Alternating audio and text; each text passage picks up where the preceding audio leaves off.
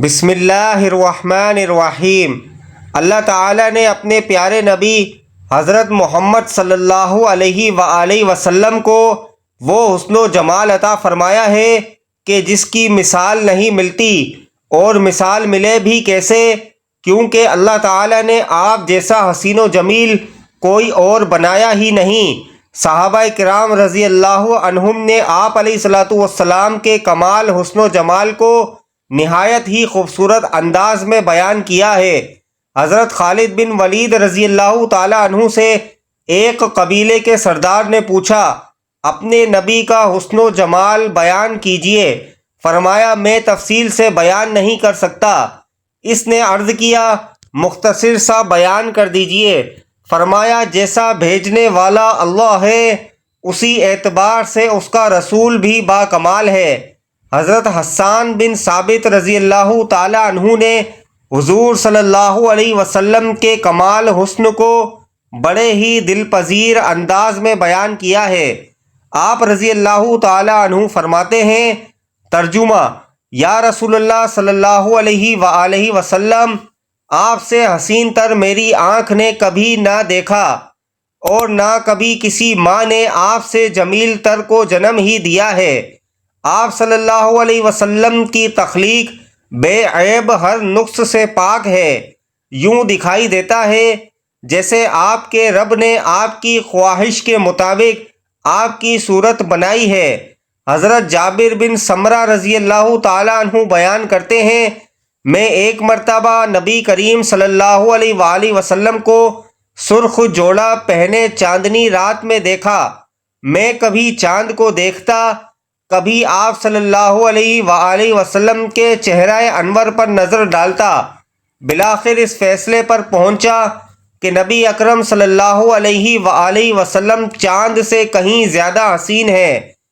امام زرقانی رحمۃ اللہ علیہ نے ایک واقعہ لکھا ہے کہ ایک دن رسول اکرم صلی اللہ علیہ وآلہ وسلم چہل قدمی کرتے ہوئے مدینہ منورہ سے باہر تشریف لے گئے۔ وہاں ایک قافلے نے پڑاؤ کیا ہوا تھا اور ان کے اونٹ چر رہے تھے۔ حضور صلی اللہ علیہ وآلہ وسلم نے اونٹ دیکھے تو ایک سرخ رنگ کا اونٹ آپ صلی اللہ علیہ وآلہ وسلم کو پسند آ گیا، تو آپ صلی اللہ علیہ وآلہ وسلم نے قافلے والوں سے پوچھا، اس اونٹ کو بیچتے ہو؟ انہوں نے بیچنا تھا یا نہیں؟ بیچنا تھا، لیکن حضور صلی اللہ علیہ وآلہ وسلم کو دیکھ کر کہا، جی بیچتے ہیں۔ فرمایا، کتنے کا؟ انہوں نے کہا، اتنے کا، اور سودا طے ہو گیا۔ حضور صلی اللہ علیہ وآلہ وسلم نے فرمایا کہ میں سیر کرنے آیا تھا اور تمہارا اونٹ مجھے پسند آ گیا۔ میں باقاعدہ خریداری کے لیے نہیں آیا تھا کہ میں قیمت ساتھ لے کے آتا، اس لیے اونٹ مجھے دے دو، قیمت بھجوا دوں گا۔ انہوں نے کہا، منظور ہے۔ حضور صلی اللہ علیہ وآلہ وسلم نے اونٹ پکڑا اور چل دیے۔ جب تک حضور صلی اللہ علیہ وآلہ وسلم نظر آتے رہے وہ دیکھتے رہے۔ جب نظروں سے اوجھل ہو گئے تو دل پر ہاتھ رکھ کر بیٹھ گئے۔ تھوڑی دیر کے بعد سکتے سے جب باہر آئے تو ایک دوسرے سے پوچھنے لگے کہ یار، یہ شخص جو اونٹ ادھار لے گیا، اس کا پتہ پوچھا تھا کسی نے؟ جب کسی کو نقد سودا دیا جائے تو اس کا عطا پتہ پوچھنے کی ضرورت نہیں ہوتی، اور جب کسی کو ادھار دیں تو یا آپ اسے جانتے ہوں یا درمیان میں کوئی ضامن ہو یا کوئی چیز گروی رکھی جائے۔ یار، اتنا قیمتی اونٹ ہم نے دے دیا اور پتہ بھی نہیں پوچھا، کوئی پتہ ہی پوچھ لیتا، کسی کو ہوش نہ رہا۔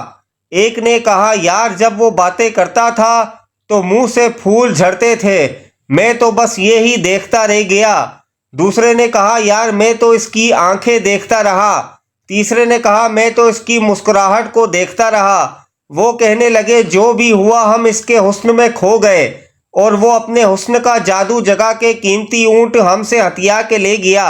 امام زرقانی رحمۃ اللہ علیہ لکھتے ہیں کہ جب انہوں نے یہ کہا کہ قیمتی اونٹ ہتھیا کے لے گیا تو قافلے کے سردار کی بیوی جو اب تک خاموش بیٹھی تھی خیمے کا پردہ سرکایا اور ان سے مخاطب ہو کر بولی، خبردار اس کے خلاف کوئی بات کی تو اگر وہ قیمت نہ دینے آیا تو مجھ سے لے لینا، میں ضمانت دیتی ہوں۔ انہوں نے کہا کہ اچھا تو اسے جانتی ہے؟ کہا واللہ میں بھی نہیں جانتی۔ تو کہا پھر ضمانت کیسے دے رہی ہے؟ کہا جب تم سودا کر رہے تھے تو خیمے کی اوٹ سے میں نے اس کا چہرہ دیکھا تھا، اور جس کا چہرہ اتنا پیارا ہو وہ جھوٹ بول ہی نہیں سکتا۔ ابھی یہ باتیں ہو ہی رہی تھی کہ اتنے میں آپ علیہ الصلوۃ والسلام کے غلام آ گئے۔ کہا کون ہیں وہ لوگ جن سے ہمارے آقا نے اونٹ خریدا تھا؟ انہوں نے کہا جی ہم لوگ ہیں۔ کہا یہ آپ علیہ الصلوۃ والسلام نے کھجوریں تمہاری ضیافت کے لیے بھیجی ہے اور یہ تمہاری قیمت ہے۔ انہوں نے کہا قیمت بعد میں دینا، ہم تو خود بک گئے ہیں، ہمیں پہلے یہ بتاؤ کہ وہ رہتے کہاں ہیں؟ تو کہا وہ سامنے جو کھجوروں کے جھنڈ ہیں یہیں ڈیرے ہیں ہمارے آقا کے۔ وہ عورت پکار اٹھی کہ دیکھا یہ شخص جتنا صورت کا حسین تھا سیرت کا بھی اتنا ہی حسین نکلا۔ امام زرقانی رحمۃ اللہ علیہ لکھتے ہیں کہ پھر وہ سارا قافلہ حضور صلی اللہ علیہ وسلم کی خدمت میں حاضر ہوا اور حضور صلی اللہ علیہ وآلہ وسلم کے ہاتھوں میں ہاتھ دے کر مسلمان ہو گیا۔ حضور صلی اللہ علیہ وآلہ وسلم نے مکہ معظمہ سے مدینہ منورہ کی طرف ہجرت فرماتے ہوئے ایک ایسے مقام پر پڑاؤ کیا جہاں ایک پختہ عمر عورت کا خیمہ تھا، اس کا نام ام معبد تھا۔ وہ اکثر مسافروں کی میزبانی کے فرائض بھی سر انجام دیا کرتی تھی۔ جس روز حضور صلی اللہ علیہ وسلم کا گزر وہاں سے ہوا، اس کا شوہر بکریاں چرانے کے لیے باہر گیا ہوا تھا۔ گھر میں صرف ایک لاغر بکری تھی جو ریوڑ کے ساتھ جانے سے قاصر تھی۔ حضور صلی اللہ علیہ وسلم نے معجزتاً اس بکری کا دودھ دوہنا شروع کیا۔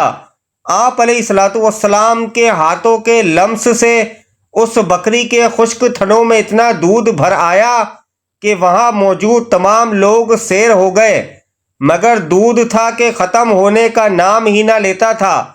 ام معبد کا شوہر بکریاں چرانے کے بعد واپس آیا تو گھر میں دودھ سے لبالب برتن دیکھ کر دنگ رہ گیا اور ام معبد سے پوچھا یہ دودھ کہاں سے آیا؟ انہوں نے جواب دیا ایک شخص کی برکت کا نتیجہ ہے جو ابھی ادھر سے گزرا ہے۔ انہوں نے تعجب سے سوال کیا وہ ایسا کون بابرکت شخص ہے؟ ذرا اس کے بارے میں کچھ بیان تو کرو۔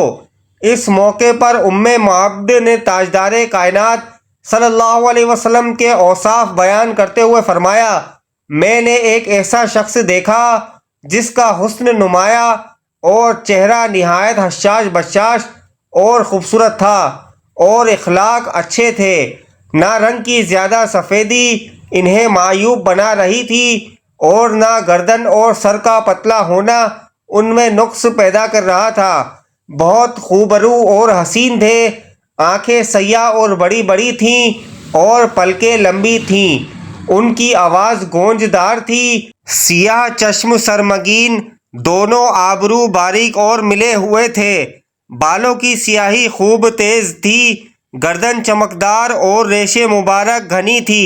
جب وہ خاموش ہوتے تو پروقار ہوتے اور جب گفتگو فرماتے تو چہرہ اقدس پر نور اور بارونق ہوتا۔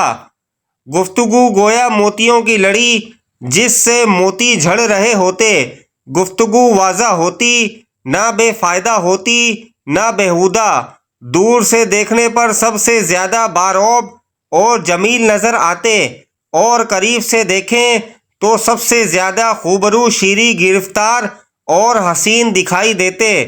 قد درمیانہ تھا، نہ اتنا طویل کہ آنکھوں کو برا لگے اور نہ اتنا پست کہ آنکھیں معیوب جانیں۔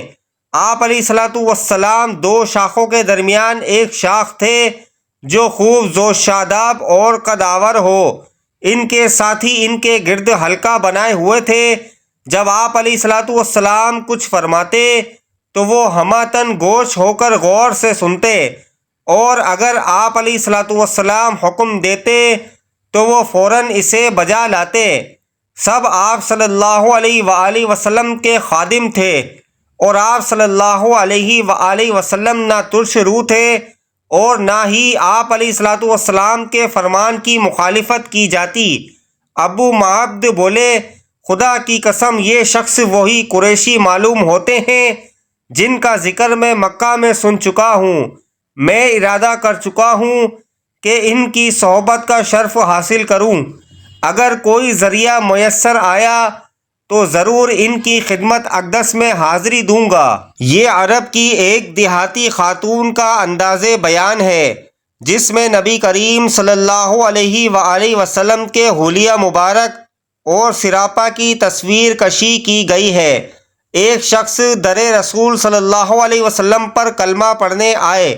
مسلمان ہونے کے بعد آپ علیہ الصلوۃ والسلام کی بارگاہ میں عرض کرنے لگے، یا رسول اللہ صلی اللہ علیہ وآلہ وسلم، ایک بات پوچھنی ہے۔ حضور صلی اللہ علیہ وسلم نے فرمایا، پوچھو۔ کہنے لگے، یا رسول اللہ صلی اللہ علیہ وسلم، دور جاہلیت میں ہم نے جو نیکیاں کی ہیں ان کا بھی اللہ ہمیں اجر عطا کرے گا، کیا اس کا بھی اجر ہمیں ملے گا؟ تو نبی کریم صلی اللہ علیہ وسلم نے فرمایا، تو بتا تو نے کیا نیکی کی؟ تو کہنے لگے، یا رسول اللہ صلی اللہ علیہ وسلم، میرے 2 اونٹ گم ہو گئے۔ میں اپنے تیسرے اونٹ پر بیٹھ کر اپنے 2 اونٹوں کو ڈھونڈنے نکلا۔ میں اپنے اونٹوں کو ڈھونڈتے ڈھونڈتے جنگل کے اس پار نکل گیا جہاں پرانی آبادی تھی۔ وہاں میں نے اپنے 2 اونٹوں کو پا لیا۔ اس کو جا کر میں نے بتایا کہ یہ 2 اونٹ میرے ہیں۔ وہ کہنے لگا، یہ تو چرتے چرتے یہاں آئے تھے، تمہارے ہیں تو لے جاؤ۔ انہی باتوں میں اس نے پانی بھی منگوا لیا۔ چند کھجوریں بھی آ گئیں۔ میں پانی پی رہا تھا، کھجوریں بھی کھا رہا تھا کہ ایک بچے کے رونے کی آواز آئی تو بوڑھا پوچھنے لگا، بتاؤ بیٹی آئی کہ بیٹا؟ میں نے پوچھا، بیٹی ہوئی تو کیا کرو گے؟ کہنے لگا، اگر بیٹا ہوا تو قبیلے کی شان بڑھائے گا، اگر بیٹی ہوئی تو ابھی یہاں اسے زندہ دفن کرا دوں گا، اس لیے کہ میں اپنی گردن اپنے داماد کے سامنے جھکا نہیں سکتا۔ میں بیٹی کی پیدائش پر آنے والی مصیبت برداشت نہیں کر سکتا، میں ابھی دفن کرا دوں گا۔ حضرت وہ صحابی فرمانے لگے، یا رسول اللہ صلی اللہ علیہ وسلم، یہ بات سن کے میرا دل نرم ہو گیا۔ میں نے اسے کہا، پھر پتہ کرو بیٹی ہے کہ بیٹا ہے۔ اس نے معلوم کیا تو پتہ چلا کہ بیٹی آئی ہے۔ میں نے کہا، کیا واقعی تو دفن کرے گا؟ کہنے لگا، ہاں۔ میں نے کہا، دفن نہ کر، مجھے دے دے، میں لے جاتا ہوں۔ یا رسول اللہ صلی اللہ علیہ وسلم، وہ مجھے کہنے لگا، اگر میں بچی تم کو دے دوں تو تم کیا دو گے؟ میں نے کہا، تم میرے 2 اونٹ رکھ لو، بچی دے دو۔ کہنے لگا، نہیں، 2 نہیں، یہ جس اونٹ پہ تو بیٹھ کے آیا ہے یہ بھی لے لیں گے۔ وہ صحابی عرض کرنے لگے، ایک آدمی میرے ساتھ گھر بھیجو، یہ مجھے گھر چھوڑ آئے، میں یہ اونٹ اسے واپس دے دیتا ہوں۔ یا رسول اللہ صلی اللہ علیہ وسلم، میں نے 3 اونٹ دے کر ایک بچی لے لی۔ اس بچی کو لا کے میں نے اپنی کنیز کو دیا، نوکرانی اسے دودھ پلاتی۔ رسول اللہ صلی اللہ علیہ وسلم، وہ بچی میرے داڑھی کے بالوں سے کھیلتی، وہ میرے سینے سے لگتی۔ حضور صلی اللہ علیہ وسلم، پھر مجھے نیکی کا چسکا لگ گیا۔ پھر میں ڈھونڈنے لگا کہ کون کون سا قبیلہ بچیاں دفن کرتا ہے۔ یا رسول اللہ صلی اللہ علیہ وسلم، میں 3 اونٹ دے کے بچی لایا کرتا۔ یا رسول اللہ صلی اللہ علیہ وسلم، میں نے 360 بچیوں کی جان بچائی ہے، میری حویلی میں 360 بچیاں پلتی ہیں۔ آپ علیہ الصلوۃ والسلام مجھے بتائیں، میرا مالک مجھے اس کا اجر دے گا؟ کہتے ہیں آپ علیہ الصلوۃ والسلام کا رنگ بدل گیا، داڑھی مبارک پر آنسو گرنے لگے، مجھے سینے سے لگایا، میرا ماتھا چوم کے فرمانے لگے، یہ تجھے اجر ہی تو ملا ہے، رب نے تجھے دولت ایمان عطا کر دی ہے۔ اے اللہ، حشر کی شرمندگی، جہنم کی گرمی سے ہماری حفاظت فرما، آمین۔ ناظرین، کمنٹ باکس میں اللہ تعالیٰ کے 99 ناموں میں سے ایک نام ضرور ٹائپ کریں۔ شکریہ۔ السلام علیکم ورحمۃ اللہ وبرکاتہ۔